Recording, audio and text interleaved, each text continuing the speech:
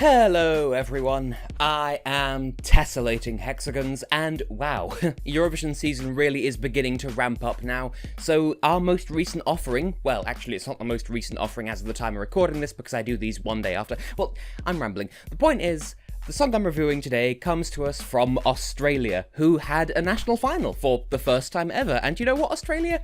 Good on you. I think at this point it's safe to say that you are very much a permanent member of the Eurovision family, and yeah, I don't want to take that away from you anytime soon, and with a song like this, I don't think it will be taken away from you anytime soon, but I'm getting ahead of myself. The Australian public have spoken, and they have gone with a song entitled Zero Gravity, performed in English by Kate Miller-Heidke, and music and lyrics by Kate herself and her husband Keir Nuttall. Is it Keir? K-E-I-R. Keir? Like Kieran? I don't know. I'm saying entirely too many words. The point is, Australia had a national final, and I'm so excited by it because I got up in the morning to watch it. Yes, Australia, you're so used to that, having to get up early to watch Eurovision, so it's only fair that we Europeans get up early to watch your national final. I'm glad I did, but as I said, my mind is kind of running away with me with this review, so let's just get on with the actual meat and potatoes, shall we? Okay, I admit it. For all of my excitement about the Australian national final, it did take me surprisingly quite a while just to catch up with the Australian candidates. And when I did listen to all of them, it was by way of someone's personal top 10 video here on YouTube, rather than any official means. It was just easier and more convenient. And from that, I discovered that I liked 8 of the songs of the 10, and then felt meh towards the other 2. And this song was one of those 2, but that was just a first reaction based on an unfortunate 20-ish second clip, and said clip focused entirely on the "nothing holding me down" part, which is really, honestly, massively repetitive, and that, coupled with Kate's operatic vocals, gave me the fear that this might just be another case of La Forza syndrome, where a song has major shortcomings that it tries to deflect just by having high notes that are impressive, but completely irrelevant to the context. But, to reiterate, that was the conclusion that I jumped to from one short clip, not my full thoughts on the actual song, which I have since heard in full several times, because I'm a professional reviewer, dammit. There's been plenty of time and space since those unfortunate first impressions for me to listen to the full thing and form some actual legitimate thoughts. So let's just jump right into those. Well, let's start with the really obvious stuff, shall we? This song sort of stands out by default because of how, well, different it is. Of course, in the grand scheme of things, it's not the first song of its kind and almost definitely won't be the last for that matter. But more what I mean with that is, it takes an approach that does set it apart stylistically from other entries close to it in the running order, or just in the show in general for that matter, and that can only work in Australia's favour. What really boosts that fact though, is that, yes, I can confirm it, Kate absolutely crushes it live. She does have the vocal capacity to cash the checks that the studio version is writing for her. She's not written a song to oversell her capabilities, she's written a song that showcases it in context. And I admire that. Moreover, with the live performance, you might well have noticed that the Australian delegation already has a very clear vision of what they intend to bring to the stage in Tel Aviv with this one. And while a bit of flexibility wouldn't go amiss, just in case, it's still good nonetheless. You could take that exact staging, put it on stage in Tel Aviv, and boom, you're done. Development would help it, but they don't necessarily, like, they wouldn't have nothing if they did nothing between now and May, you know what I mean? So, yeah, they have a solid concept. Yeah, it is a tad bit gimmicky, but it's nothing outside of the realms of what we're used to at Eurovision. I'm not going to say Eurovision's all about gimmicks, because it's not. It's just, this feels at home. For instance, as you probably may well know, the whole dress, tower, volcano, mountain, whatever thing, yeah, that's been done multiple times before on the Eurovision stage. But the anti-gravity ballet thing, that's... maybe we've had stuff similar to that before, like Azerbaijan 2014, but not done like this. Like, that whole rig with the thing that, like, wobbles back and forth with the dance on top of it, yeah, I don't believe we've seen anything like that on the Eurovision stage before, so they can really make this work, and in an original way as well. And finally, based on how Kate described her own song in her, like, postcard thing during the Australian national final, I can verify this song has a good message. It speaks of depression with the framing device of imagining depression as a person that you were in a relationship with, but now you have decided to break up with them. It's almost like one of those ASMR role plays, but not ASMR and not role play. Well, you know what I mean. True, some people do have some trouble with interpreting those lyrics, but stick with it, and that is what you'll find if you read into them far enough. Though, it is kind of sad that we've had more than one song this soon in the Eurovision season that covers this topic, this whole message about the effects of depression. Even though, I mean, yeah, this and Lavender are about overcoming depression, but as someone who does suffer from depression, and I am on medication for it myself, I can just confirm that it's sad that this is something that we're all so intimately familiar with that we can write songs, plural, about it, but at least the songs have a positive spin on it? Right, so the other side of the coin. Okay, for one thing, I was literally just now praising the message of this song, but let's take a look at the flip side of that. As I said, it is lost on a lot of people. Some people just hear this song and think, why is she singing about a stone in her shoe?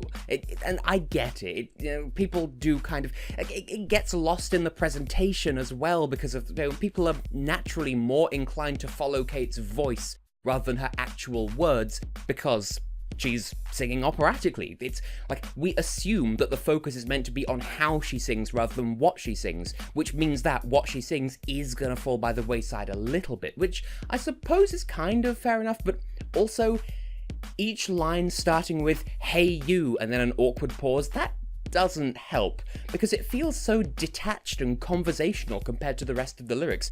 It feels like an incomplete thought, or like a line she didn't finish writing, and so she just sings, hey you, and then carries on with the song, and that's kind of... maybe that's just me, it's just kind of... I don't like that feeling, but like she could drop the hey you and I'd be fine with it, but...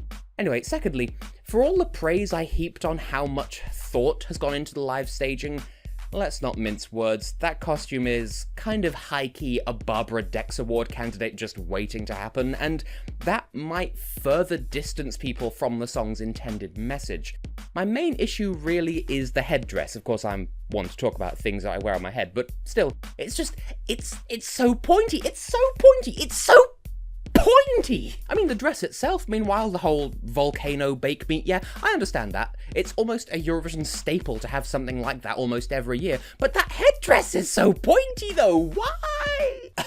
And finally, I really believe this song could struggle if the recap isn't kind to it, because the final minute of the song is supposed to be climactic, like it's the grand finale of this story about shaking off depression once and for all, but to me at least, it just comes across as extremely repetitive and redundant. And if they use that segment in the recap, basically anything from the final minute, then it'll be very much to Australia's detriment, to be honest, because it'll just attract comparisons to La Forza from last year, and it'll give people the same first impression that I got when I heard a clip from that final minute. You know, the feeling that, oh, it's just backing singers chanting the same line over and over as the repeated refrain throughout the song, while the main focus is just, look at all the high notes I can hit, that makes up for such an annoying backing section, right? And that's a total misrepresentation of the song.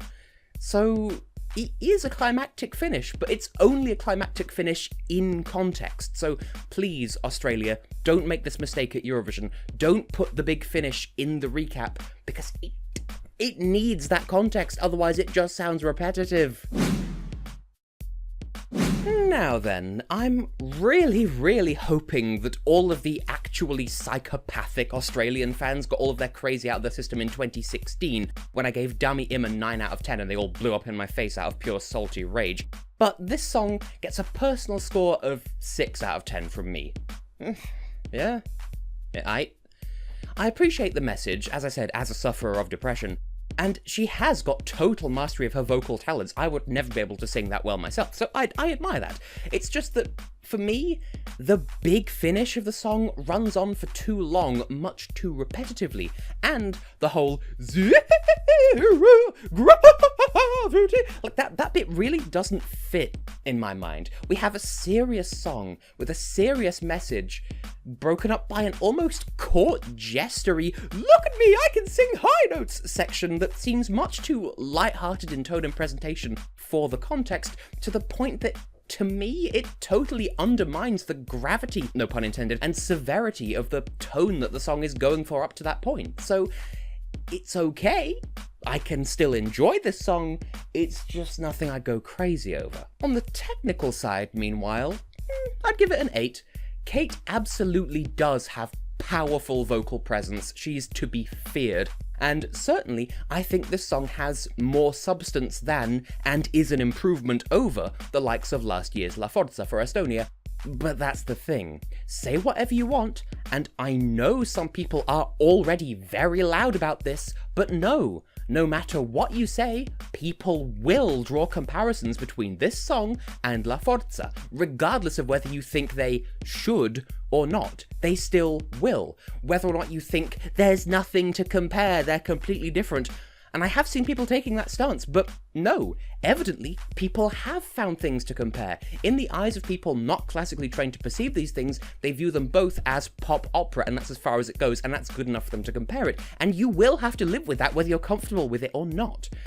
Side by side, this does follow a similar path, but in my opinion, it executes the rough ideas better before it diverges down its own path. That's my take on this song. So, is this a step in the right direction for Australia in terms of selection process? I'm gonna go with a tentative yes, but not as strong of a yes as I was initially expecting, for a couple of reasons. On one hand, for a first crack at hosting a national final, I was really impressed. Big venue, big stage, big personality. Australia utterly killed it, and they should be proud of that. And honestly, knowing Australia, they probably are, and rightly so. On the other hand, though, there was so much padding. It was unbelievable. Like, in the time it took Australia to go from the start of the broadcast to the first song, Montenegro, in that same amount of time, had already gone through every entry in Montevideo. Also, and I'm on the fence about this myself, so take it with a grain of salt, but my parents were watching the show with me, and they expressed concern that the hosts were kind of playing up the Eurovision's just a gay thing a little bit too much. And yeah, that's a harmful stereotype. Everyone's allowed to like Eurovision. Gay, straight, male, female, whatever you identify as, it's for everyone. So my parents felt alienated from the fact that they were like, look at how gay all these people are. Like, I don't know. I don't have enough experience to comment on this. It's just a thought anyway. Either way though, internal selection or national finals, Australia has proven that they've got Eurovision on lockdown. If they were to somehow host the contest, which time being they're not really able to do apart from Eurovision Asia, which hopefully is going to happen this year, they can't host actual Eurovision, but if they did, they'd do a really good job of it. So that is indisputably a good thing. Australia is good, but will we see Australia keep up their perfect attendance in the grand final? I think probably. As I've discussed at length, Kate has a very compelling stage presence, coupled with memorable choreography, if it can be called that, and costumes, for better or for worse. So she's bound to make an impression of some kind, and the juries are sure to appreciate her vocal capabilities. The one major point that I hesitate on is which clip they'll end up using for the recap. If they just go with 20 solid seconds of nothing holding me down now, nothing holding me down, like, that will hinder their chances guaranteed. It does not have the same level of impact when taken out of context like that. Any sense of climax is completely lost without the rest of the song to build up to it. Whatever the case though, this song is still very much the standard of competence we've come to expect from Australia, very much a deserving part of the Eurovision family. But, well, what do you think? As ever, I have a poll in the iCard of this video. You can let me know, do you like this song? Do you not like this song? Do you feel in the middle? That is valid too. I celebrate all opinions here. I will fight and die for your right to disagree with me, if indeed you do. But yeah, As a Brit, I am very happy for Australia, but also kind of really frustrated that my own country hasn't learned across like 60 plus years of participation what Australia has picked up basically overnight since their debut in 2015. Well, whatever. I'm happy for you, Australia, and Kate and the whole Australian team, I wish you the very best of luck when you get to Tel Aviv in May. See you then.